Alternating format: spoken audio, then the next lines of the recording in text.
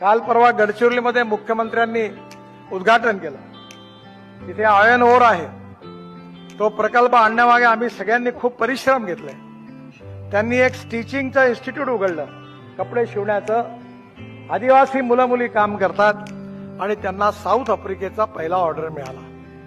मी त्या मालकाला सांगितलं की तुमच्या इथे 80% काम आदिवासी मुलांनाच मिळालं पाहिजे। इथल्या ड्रायव्हिंग ट्रेनिंग इन्स्टिट्यूट काढले, ITI काढला, 10,000 मुलांना रोजगार मिळाला।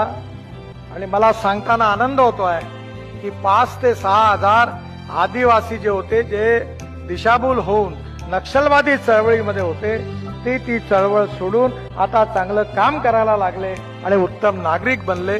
हे त्याचं वैशिष्ट्य आहे। आपण रोजगार निर्माण केला पाहिजे आणि रोजगार निर्माण करण्याकरता आपल्याला विकासाचं समाजकारण केलं पाहिजे आणि या संबंधात जे चांगलं काम करतात त्यांना प्रोत्साहन केलं पाहिजे।